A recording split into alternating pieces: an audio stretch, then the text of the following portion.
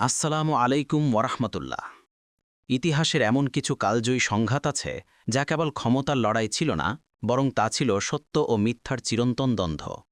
একদিকে ছিল সেই সময়ের পৃথিবীর সবচেয়ে ক্ষমতাধর, অহংকারী এবং নিজেকে ঈশ্বর দাবি করা এক শাসক, বাদশাহ নমরুদ। আর অন্যদিকে একাকী দাঁড়িয়েছিলেন আল্লাহর একনিষ্ঠ নবী, যিনি পরবর্তী সকল একত্ববাদী ধর্মের প্রতিষ্ঠাতা নবী ইব্রাহিম আলাইহিসসালাম।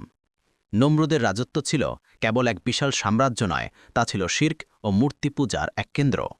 নমরুদের চোখে সে ছিল ভাগ্য বিধাতা, আর তার প্রজারা ছিল তার পূজা করার জন্য বাধ্য। ঠিক এই অন্ধকারের গভীরে আল্লাহর নির্দেশে সত্যের মশাল হাতে আগমন করলেন আল্লাহর বন্ধু খলিলুল্লাহ নবী ইব্রাহিম আলাইহিসসালাম। আজকের এই বিশেষ ডকুমেন্টারিতে ভয়েস অফ কোরআনের পর্দায় আমরা সেই অবিশ্বাস্য মুখোমুখি সংঘাতের গল্পে প্রবেশ করব, যা সূরা আল বাকারার পাতায় চিরকাল ধরে লিপিবদ্ধ হয়ে আছে। কিভাবে একজন মানুষ তার একার ঈমানের জোরে সর্বশক্তিমান শাসকের অহংকারকে ধূলিসাৎ করে দিয়েছিলেন, এবং কিভাবে এক সামান্য মশা পৃথিবীর ইতিহাসের সবচেয়ে ক্ষমতাধর শাসককে পরাজিত করেছিল, সেই অলৌকিক অধ্যায়টি জানব। এই রকম আরও ইনফরমেটিভ ইসলামিক ডকুমেন্টারি পেতে এখনই ভয়েস অফ কোরআন সাবস্ক্রাইব করে রাখুন এবং পাশের বেল আইকনটি প্রেস করুন, যাতে ইসলামের ঐশ্বর্যময় জ্ঞান থেকে আপনি বঞ্চিত না হন। চলুন শুরু করা যাক সেই অবিশ্বাস্য অধ্যায়। অধ্যায় ১, নমরুদের সাম্রাজ্য এবং অহংকারের উত্থান। নবী ইব্রাহিম আলাইহিসসালামের জন্মস্থান ছিল প্রাচীন মেসোপটেমিয়ার অন্তর্গত ব্যাবিলন বা এর পার্শ্ববর্তী অঞ্চল। সেই সময় এই অঞ্চলের শাসক ছিলেন নমরুদ ইবনে কানান। ঐতিহাসিকদের মতে নমরুদ ছিলেন পৃথিবীর ৪ জন শাসকের অন্যতম, যারা সারা বিশ্ব শাসন করেছিলেন। তার ক্ষমতা ছিল প্রশ্নাতীত, তার সম্পদ ছিল অফুরন্ত, এবং তার প্রভাব ছিল আকাশচুম্বে। ক্ষমতার চূড়ায় উঠে নমরুদের অন্তর কুফুরিতে ভরে গিয়েছিল। তার সাম্রাজ্যের লোকেরা তাকে পূজা করত, আর সে নিজেকেই তাদের রব হিসেবে ঘোষণা করেছিল। সে বিশ্বাস করত মানুষের জীবন মৃত্যু তার হাতে। তার রাজত্বে এক আল্লাহর ইবাদত ছিল চিন্তাও করা যেত না। মুফাসসিরগণের মতে নমরুদ ছিল সেই সময়ের এক চূড়ান্ত উদাহরণ, যখন ক্ষমতা মানুষকে অহংকারী করে তোলে এবং আল্লাহর দেয়া নেয়ামতকে নিজেদের অর্জন বলে ভাবতে শুরু করে। তার রাজত্বে মূর্তি পূজার প্রথাই ছিল মূল ধর্ম। এমনকি ইব্রাহিম আলাইহিসসালামের পিতা আজরও ছিলেন মূর্তি নির্মাতা এবং পূজারী। ইব্রাহিম আলাইহিসসালাম সেই শৈশবকাল থেকেই বুঝতে পারতেন তার চারপাশের এই বিশ্বাস সম্পূর্ণ ভুল। তিনি আকাশের চাঁদ, সূর্য, নক্ষত্র দেখে প্রশ্ন করতেন, কিন্তু যখনই তিনি সেগুলোর অস্ত যাওয়া বা দুর্বলতা দেখতেন, তখনই বুঝতে পারতেন যে এগুলো তার রব হতে পারে না। তার এই জ্ঞান ছিল আল্লাহ প্রদত্ত, যা তাকে মূর্তি পূজার অন্ধকারে নিমজ্জিত হওয়া থেকে রক্ষা করেছিল। স্মরণ করো, যখন ইব্রাহিম তার পিতা আজরকে বলেছিল, আপনি কি প্রতিমাগুলোকে উপাস্যরূপে গ্রহণ করেছেন? আমি তো দেখছি আপনিও আপনার সম্প্রদায় স্পষ্ট পথভ্রষ্টতায় আছেন। ইব্রাহিম আলাইহিসসালামের জীবনের শুরুটাই তার পরিবার এবং সমাজের বিরুদ্ধে এক একক সংগ্রামের গল্প ছিল। তিনি মানুষকে বোঝাতে লাগলেন যে এই মূর্তিগুলো তাদের কোনো উপকার বা ক্ষতি করতে পারে না। কিন্তু নমরুদের প্রভাবে অন্ধ সমাজ তার কথা শুনতে চাইল না। অধ্যায় ২, মূর্তিদের ধ্বংস এবং রাজার দরবারে আহ্বান। যখন ইব্রাহিম আলাইহিসসালাম মানুষকে স্বাভাবিকভাবে বোঝাতে ব্যর্থ হলেন, তখন তিনি একটি দৃঢ় পদক্ষেপ নিলেন। নমরুদের রাজত্বে প্রতি বছর এক বিশেষ উৎসব পালিত হতো। এই সময় জনপদের সকল মানুষ উপাসনালয় ছেড়ে মেলা বা উৎসবে যেত। ইব্রাহিম আলাইহিসসালাম এই সুযোগটি কাজে লাগালেন। তিনি মন্দিরে প্রবেশ করলেন এবং একটি কুঠার দিয়ে সেই সব বড় বড় মূর্তিগুলো ভেঙে চুরমার করে দিলেন। তবে তিনি সবচেয়ে বড় মূর্তিটি অক্ষত রাখলেন এবং কুঠারটি সেই মূর্তির কাঁধে রেখে দিলেন। উৎসব শেষে লোকেরা ফিরে এসে তাদের উপাস্যদের এই দশা দেখে ক্রুদ্ধ হয়ে গেল। তাদের মনে সন্দেহ হল কেবল একজন মানুষের প্রতি, ইব্রাহিম আলাইহিসসালাম। ইব্রাহিম আলাইহিসসালামকে নমরুদের দরবারে হাজির করা হলো। এই ছিল সেই মুহূর্ত যখন সত্য সরাসরি মিথ্যার মুখোমুখি দাঁড়াল। নমরুদ ও তার সভাসদরা ইব্রাহিম আলাইহিসসালামকে জিজ্ঞেস করল কেন তিনি মূর্তিগুলো ভেঙেছেন। ইব্রাহিম আলাইহিসসালাম যে উত্তরটি দিলেন তা ছিল এক অসাধারণ যুক্তি ও কটাক্ষ। ইব্রাহিম বললেন, বরং এদের এই বড় মূর্তিটি করেছে, অতএব এদেরকে জিজ্ঞেস করো যদি এরা কথা বলতে পারে। এই কথা শুনে নমরুদের সভাসদরা হতভম্ব হয়ে গেল। তারা নিজেরাই নিজেদের কাছে লজ্জিত হল এবং বলল যে এই মূর্তিগুলো তো কথা বলতে পারে না। ইব্রাহিম আলাইহিসসালাম তাদের এই দুর্বলতা ধরিয়ে দিলেন এবং চূড়ান্ত যুক্তি উপস্থাপন করলেন। ইব্রাহিম বললেন, তাহলে কি তোমরা আল্লাহকে বাদ দিয়ে এমন কিছুর ইবাদত করো যা তোমাদের কোনো উপকারও করতে পারে না, আবার অপকারও করতে পারে না? ধিক তোমাদের প্রতি এবং আল্লাহ ব্যতীত তোমরা যাদের উপাসনা করো তাদের প্রতি। এই বিতর্কে নমরুদের ধর্মীয় সাম্রাজ্যের ভিত্তি কেঁপে উঠল। নমরুদ উপলব্ধি করল যে ইব্রাহিম কেবল মূর্তি নয়, তার নিজের ক্ষমতার মূলে আঘাত করছে।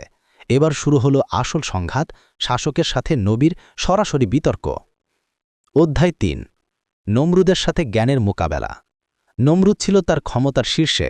ইব্রাহিম আলাইহিসসালামের এই চ্যালেঞ্জ সে ব্যক্তিগতভাবে নিল। সে ইব্রাহিম আলাইহিসসালামকে তার দরবারে ডেকে পাঠাল এবং নিজেকে রক প্রমাণ করার জন্য চূড়ান্ত বিতর্কে লিপ্ত হল। এই ঘটনাটি সূরা আল বাকারার এক ঐতিহাসিক আয়াতে বর্ণিত হয়েছে। তুমি কি সেই ব্যক্তিকে দেখনি যে ইব্রাহিমের সাথে তার রবের ব্যাপারে বিতর্ক করেছিল, এই কারণে যে আল্লাহ তাকে রাজত্ব দান করেছিলেন? নমরুদ অহংকারের সাথে বলল, সেই জীবন দেয় এবং মৃত্যু ঘটায়। তারই দাবির প্রমাণ হিসেবে সে দুইজন ব্যক্তিকে হাজির করল। একজনকে সে ছেড়ে দিল, জীবন দিল, আর অন্যজনকে হত্যা করল, মৃত্যু ঘটাল। নমরুদ বলল, দেখো, আমি জীবনদাতা এবং মৃত্যু ঘটাই।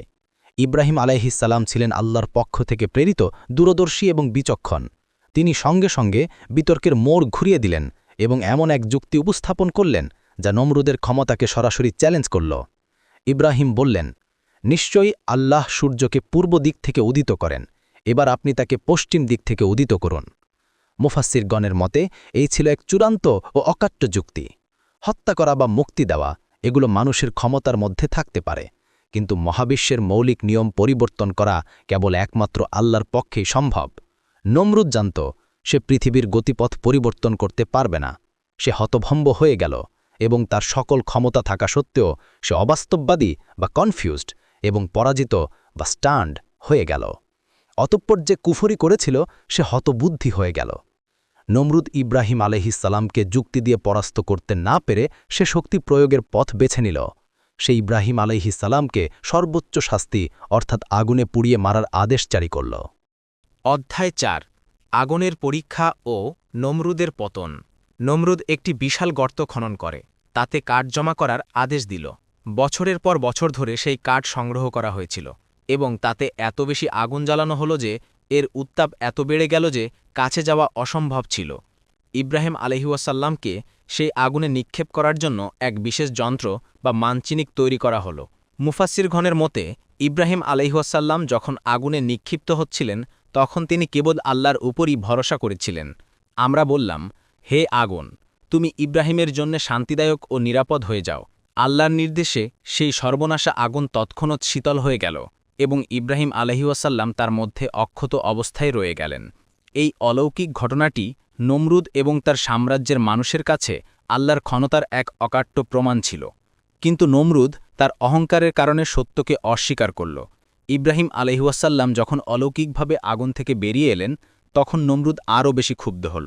সে বুঝতে পারল ইব্রাহিম আলাইহিওয়াসাল্লামের রব তার নিজের চেয়েও শক্তিশালী।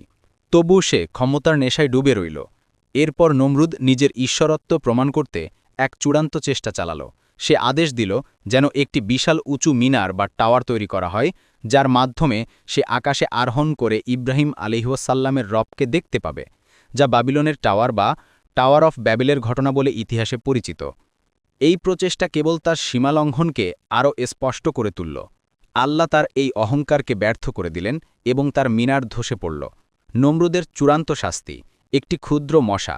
নমরুদের অহংকার যখন চূড়ান্তে পৌঁছাল তখন আল্লাহ তাকে এক এমন জিনিস দিয়ে শাস্তি দিলেন যা ছিল তার ক্ষমতার সম্পূর্ণ বিপরীত, একটি ক্ষুদ্র মশা বা ক্ষুদ্র প্রাণী। নমরুদ যখন তার দরবারে বসেছিল তখন আল্লাহর নির্দেশে একটি সামান্য মশা তার নাক দিয়ে প্রবেশ করে মস্তিষ্কে চলে গেল। সেই মশাটি নমরুদের মস্তিষ্কের ভেতর এমনভাবে যন্ত্রণা দিতে শুরু করল যে সে অসহনীয় কষ্ট পেতে শুরু করল। এই যন্ত্রণা থেকে মুক্তি পেতে নমরুদ মানুষকে আদেশ দিত যেন তারা তার মাথায় আঘাত করে। যত জোরে তার মাথায় আঘাত করা হতো মশাটির যন্ত্রণা ততক্ষণে সামান্য কমত। এভাবে সে তার জীবনের শেষ দিনগুলো চরম অপমানের সাথে অতিবাহিত করল। পৃথিবীর সবচেয়ে ক্ষমতাবান শাসক, যিনি নিজেকে জীবন মৃত্যুর মালিক দাবি করতেন, তার মৃত্যু হল একটি সামান্য, চোখে প্রায় অদৃশ্য মশার কামড়ে। এই ঘটনাটি ক্ষমতা, অহংকার এবং আল্লাহর শক্তির মধ্যকার পার্থক্যকে স্পষ্টভাবে তুলে ধরে। এটি প্রমাণ করে আল্লাহর কাছে ক্ষমতা বা প্রাচুর্য কোনো বিষয় নয়, তিনি সামান্য সৃষ্টি দিয়েও সবচেয়ে বড় অহংকারীকে পরাজিত করতে পারেন। উপসংহার: ঈমান ও তাওহীদের শিক্ষা। নবী ইব্রাহিম আলাইহিসসালাম ও নমরুদের এই ঐতিহাসিক কথোপকথন ও সংঘাত আমাদের জন্য একাধিক মূল্যবান শিক্ষা বহন করে। ১. তাওহীদের অকাট্যতা। আমরা স্পষ্টভাবে দেখতে পারি নবী ইব্রাহিম আলাইহিসসালাম কঠিনতম পরিস্থিতিতেও তাওহীদের উপর অটল ছিলেন। তার যুক্তি ছিল এত পরিষ্কার যে নমরুদের মতো ক্ষমতাবান ব্যক্তিও তা খণ্ডন করতে পারেনি। ২. অহংকারের পরিণতি। নমরুদের মতো শাসক যখন ক্ষমতাকে নিজেদের ঈশ্বরত্ব প্রমাণের হাতিয়ার করে তুলল, তখন আল্লাহ তাকে তার ক্ষমতার বিপরীত ক্ষুদ্রতম প্রাণী দিয়ে চরম অপমানজনক শাস্তি দিলেন। ৩. সত্যের জন্য একক সংগ্রাম। নবী ইব্রাহিম আলাইহিসসালাম একা হয়েও সত্যের পথে অটল ছিলেন। এটি প্রমাণ করে সংখ্যা বা জনসমর্থন নয়, বরং আল্লাহর উপর দৃঢ় ঈমানি সাফল্যের চাবিকাঠি। ৪. অলৌকিক সাহায্য। আগুন শীতল হওয়া এবং নমরুদের মশার কামড়ে মৃত্যু এই ঘটনাগুলো স্মরণ করিয়ে দেয় যে যখন একজন মোমেন আল্লাহর উপর সম্পূর্ণ ভরসা করে, তখন আল্লাহ অদৃশ্যভাবে তাকে সাহায্য করেন। নবী ইব্রাহিম আলাইহিসসালাম ছিলেন আল্লাহর বন্ধু। তার জীবন আমাদের শেখায় জীবনের সবচেয়ে বড় পরীক্ষা হল আল্লাহর একত্ববাদের উপর অটল থাকা, তা সমাজ বা রাষ্ট্র যতই চাপ সৃষ্টি করুক না কেন। আমরা আশা করি ভয়েস অফ কোরআনের এই বিশেষ ডকুমেন্টারিটি আপনাদের জালিম শক্তির সামনে সত্যের আহ্বানের গুরুত্ব বুঝতে সাহায্য করেছে। কোরআন থেকে আরও গভীর জ্ঞান ও জীবনমুখী বার্তা পেতে আমাদের পাশে থাকুন এবং এই ভিডিওটি আপনার প্রিয়জনদের সাথে শেয়ার করুন। পরবর্তী ভিডিওতে আমরা আলোচনা করব নবী ইউনুস আলাইহিসসালাম ও মাছের পেটের রহস্য, আল্লাহর সীমাহীন ক্ষমা ও তাওবা নিয়ে। আল্লাহ আমাদের কঠিন পরিস্থিতিতেও সত্যের উপর অবিচল থাকার তৌফিক দিন। ফি আমানিল্লাহ।